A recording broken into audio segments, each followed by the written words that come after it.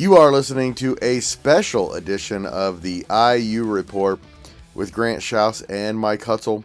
Their reaction to the Hoosiers' 73-53 win over Lindenwood on Thursday evening. Only on the Central Indiana Sports Report. Special edition of the IU Report here tonight on the Central Indiana Sports Report as Indiana knocks off the mighty Lindenwood Lions 73-53 at Assembly Hall on Thursday night. Grant Shouse with Mike Hutsell. I was at the game. Mike, you watched it at home. Indiana, we said it, I think we said it time and time again, is that they did what they were supposed to do. They won the game. They won it how they were expected to win it. They had a bad stretch there to start the second half where Lindenwood got it down to about 6, and then Indiana just pulled away, and it was never really a game after that. A lot of things to sharpen up by the time K-State comes to town on Tuesday of next week, but overall not disappointed by Indiana. Not, I would say, particularly, I'm not walking away from that game tonight saying, oh, wow, they really played the most complete game of the year. It was not perfect, but it was a 20-point win in a game that you're supposed to win by 20. It was not a perfect game by any stretch.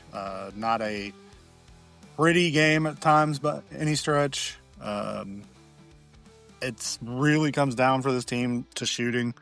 And they had about an 8-minute stretch there from the end of the first half to the beginning of the second half where they didn't make a bucket. And Lindenwood cut that lead from 16 at halftime down to 6 in the first 4 minutes of the second half. And then finally, Tucker DeVries kind of got going there in the second half and knocked down some threes. They were, at one point in the first half, they were 5 of 11, I think, from three-point range. And then it got to, they were 5 of 21, so they missed 10 straight three-pointers in one stretch of the game.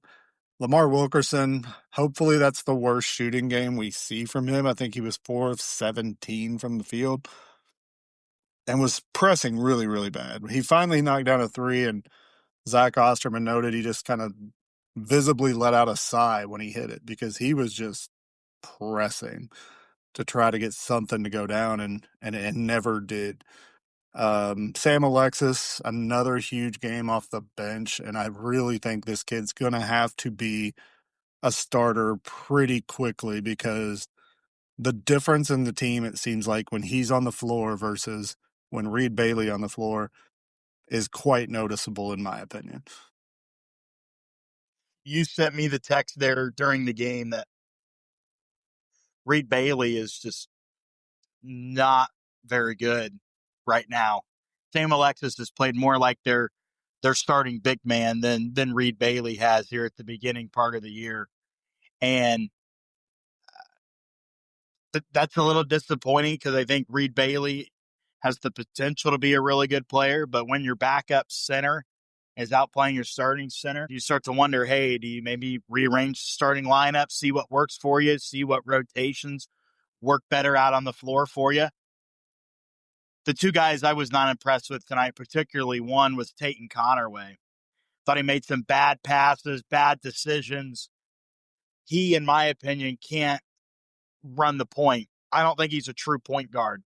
I think this is a kind of the combo guard kind of guy that can shoot. He can handle the ball a little bit, but he's just not a primary ball handler, in my opinion. And hopefully they can get a guy like Jason Drake healthy. Or just experiment with different ball handlers. Let Tucker DeVries handle the ball or Lamar Wilkerson handle the ball. I'm just not really impressed with him to start the year. Hopefully he gets it going, but he was not great on Thursday against Lindenwood, in my opinion. Every year, I feel like there's a dude on an Indiana team that just no matter what they do, I can't stand it. Just can't stand it. So hopefully Tatum Connerway's not that guy, but after this game against Lindenwood, he may be starting to shape up to be my least favorite player. I know it was quite funny though when you sent me the text in the first half. It's like, I can't watch this guy. and he immediately knocked down a three. 2 seconds after, I just got done reading the text, and the three went down. And it was 7-0. So it wasn't like it was a deep into the game moment that Grant had written off Mr. Conroy. I think the guy's going to have to play, and I think he's going to have to be an important player, whether we like it or not. He's going to be that Devontae Green type of guy that we don't want to admit that the best version Don't even of the say team. that name, Mike. We don't want to admit that the best version of the team involves him being on the floor, but it probably does. He's one of this team really struggles perimeter defense, quickness, keeping guys in front of them. He's one of the guys on the team that can actually do that. I know that the rumor is that this guy's going to be just one of our favorite players before it's all said and done, and I can see it a little bit. He is a good facilitator. He does get the ball to the right spot, it seems, as a point guard, but he's also a absolute zero threat to score at a high level D1 game. Unless he hits a half court shot right before halftime, that's going to be his offensive highlight for the year. Hey, you sent me the text there towards the end of the game. Give me Cicely and Alexis all day, man. All day. Yeah, you talk about Bailey being outplayed by Alexis. He's being outplayed by the freshman at this point. Cicely's given them good minutes, especially in these last two games when the rest of the offense has been bogged down. He had 10 and 8 against Incarnate Word. I think he hit double figures again tonight. I'll have to go back and check the stats. I didn't examine them too hard after the game. So he's been, to me, one of the real pleasant surprises. He had a real nice game in that Marquette game. I think that's where he put up 15. You know, he got a little overmatched against Baylor in the exhibition, but that's, you know, a team with just absolute freakish monster type athletes that a freshman playing D1 for the first time has never seen before. I think he can grow into the role, but that gives Indiana two guys who were 6'8" tops trying to play center in the Big Ten, because Reed Bailey's not it. I'm sorry. I don't want to write a kid off. He is so weak with the ball, and he tries to do things in the block that he gets stripped more. He gets stripped more than any big man I've ever seen, and we're only 5 games into this. I hate to write a guy off this soon, and he may have a better role if you want to possibly put him on the 4 where he can play more facing the basket on the perimeter. But if you do that, you're going to have to put DeVries at the 3, and you're kind of going back to a lineup that's a little bit clogged up, bigger, slower. You're right. So what do? Your best version of your team is not with Reed Bailey on the court right now. If he keeps getting stripped like this, just have him go to night moves then. That was a bad joke. Well played. Nah, man. You know, anytime you can get a night moves reference in. I didn't stop, but my eyes were fixated on that place for a little bit today. Grant, you could have went in and tried to get a sponsorship deal for the pod. I'm a little disappointed with you. That's right. And you could have spun it to the girlfriend as, I'm examining sponsorship possibilities here. That's a hell of an idea, actually. I'll be there Tuesday night, so I'll take one for the team. Were we talking about basketball? Just going back to some personnel there. Indiana has some good pieces on this team, like we've been saying. But it's just a matter of time on where we're going to find out where these dudes stand. Mike, I don't know if Reed Bailey's going to be in the starting lineup by the end of the year. Again, he may be better served coming off the bench and backing up Sam Alexis. A lot of guys, go through the process of you play better when you come off the bench. That's what we're seeing from Sam Alexis. But he's bringing in experience from a national championship team last year at Florida. And I know he said it after the Incarnate Word game, but Sam Alexis to me just seems like he can jump off a trampoline. His athleticism, his leaping ability is just incredible. And Tucker DeVries, great second half tonight. got it figured out, ended up with 25 points, hit a big three-pointer earlier in the game, or I guess in the second half. He was kind of the difference maker. I don't know what the other stats look like, but I know he had 25. I don't know how many others got in double figures. I felt like it was a balanced attack overall. But Indiana had some guys step up tonight, play big roles. Nick, was it Dorn that checked in? I think Nick Dorn played just a little bit. Josiah Dorn played. Josiah Miles obviously played. He's going to play every game. Some question coming in on the year if he was going to be healthy or not, but it seems like he's going to be healthy. And overall, I was pretty pleased, I'd say, with the crowd tonight. It was better than the Incarnate Word game. I'd say it was, God, this sounds embarrassing, but just for what it was, I'd say it was a little over half full for that game.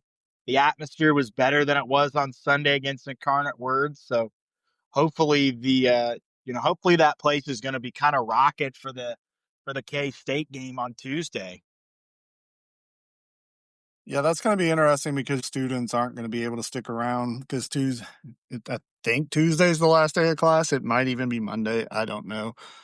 So there might not be a huge student collection there, but it's also... I do believe that students go home on Friday. I don't even think there are classes next week. Oh, okay. So effectively... But it's effectively a weekend game, so your fan base really doesn't have an excuse not to show up. I don't know who's actually working next week. If you are, I apologize, and my best to you and your family. Going back, you talked about personnel a little bit. Dorn, I'm glad to see they're trying to integrate him more and more each game because Indiana has to have a third scorer, and I don't see who that is right now. If it's not going to be Tucker DeVries, if it's not going to be Lamar Wilkerson's night, you got to have another guy you can kind of rely on to get some points, and I think Dorn is that guy. He's athletic. He can shoot. He had good numbers at Elon last year. Josiah Miles, that's going to be a guy we talk about more as the season goes on. One, he just doesn't seem like he's having any fun. He does not look happy to be there, and his play is not exactly one where I'm happy to see him on the court. So I'm not giving up on the kid. He was an effective player at North Florida last year. This level looks maybe a little too big for him. I could be wrong. I hope I'm wrong. But Reed Bailey, can we talk about him again for a minute? Because of all the guys they brought in, you had Tucker coming in from West Virginia, so he had played high major basketball. Lamar had only played at Sam Houston State. That's a D1 program, but it's not even a mid-major. Bailey coming from Davidson, which, let's face it, that's a pretty solid mid-major program.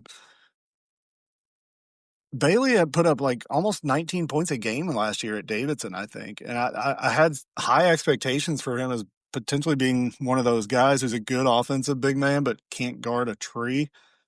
And right now, I don't know that he can do either very well. His handle is just so weak, and I hope this is just kind of a funk he's going through at the beginning of the year. His defense he fouled miserably in the Marquette game, like everybody did, but he was out less than 2 minutes into the game with 2 fouls. So we got to get that guy back to being something we can kind of rely on if this team is going to go anywhere near top. The projection, I think, is somewhere between 5 and 10 in the Big Ten overall standing. And if they're going to get there, they need him to be a lot better than he's shown he is in these first 5 games. Just kind of from what we've seen in this last 2 games, Mike, where if this team's not gelled together and they're not hitting shots like we've seen them in the first 3 games, then I could see them on some nights in conference play being like the Indiana teams that we've seen over the last few years and just getting the break speed off of them some nights. I could see Iowa pounding them, and Illinois, Michigan State. I think they'll play tight with Purdue just because it's a rivalry game. It's a get-up game. I could see a team like Michigan pounding them. So hopefully some of these problems that they've had in these last two games that I think were kind of minor tonight, maybe a little major against Incarnate Word and minor on Thursday against Lindenwood. Hopefully those get, straightened out, because there could be some embarrassing nights in Big Ten play for this team if they don't, start hitting shots and look how they're capable of looking. Yeah, they just don't have on a night when shots aren't falling, they just don't have a shot creator. And that's why I think your boy Conaway has to play, because he has the ability to penetrate and he has the ability to potentially be a guy who can get into the lane and draw a defense and maybe open up a three-point shooter. But they don't have just a guy who go get a bucket. If it's anybody, it's Tucker DeVries, but he's also 6'7" and pretty limited athletically. Let's be realistic.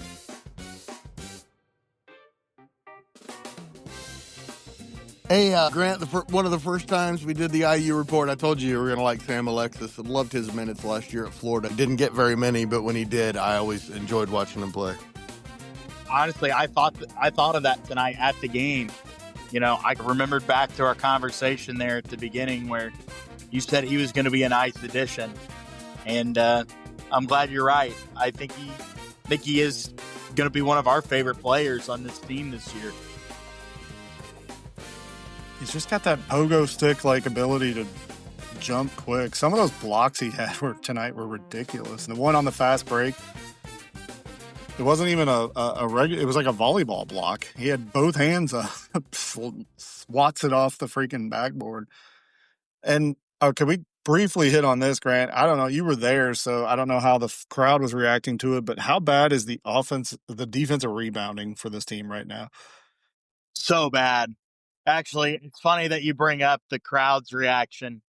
So I sat row 24, right at about the center court line. Great seats. And in row 25, they were these three Jamaican guys who spoken with a Jamaican accent. And they were probably between 25 and 30. They were loud. They would yell at everything. And the guy sitting directly behind me, of course, was the loudest one of the three. And he did not know number 4. Number 4, good job. Come on, number 4. Come on, number 4. I seriously think he did not know one Indiana basketball player's names and yelled the loudest, was up the most, and was just into the game. So respect, man. Respect to that dude. But oh my God, there was one sequence there, and you probably remember it, Mike, where Lindenwood was just gobbling up offensive rebounds. I think they got 5 on one possession, and it was funny because right before it happened, Sean Morris said this team's gonna have to get better on the defensive glass, and then Lindenwood runs off 5 offensive rebounds on one possession. Well, it was that possession there where this guy behind me is screaming at the top of his lungs to get a rebound. And so, yeah, that's one of the things that stood out to me. So it's funny you mentioned or asked how the crowd reacted, because I know how this guy in row 25 reacted right behind me. Thanks, guys. We will be back on Tuesday morning to preview Kansas State and talk a little football. Thanks, guys. And thank you for listening. Please do us a huge favor if you're interested in seeing the Central Indiana Sports Report continue to grow and thrive. Share this podcast with an IU fan in your life and help us spread the word that the Central Indiana Sports Report is here talking about what Central Indiana sports fans are talking about every single day.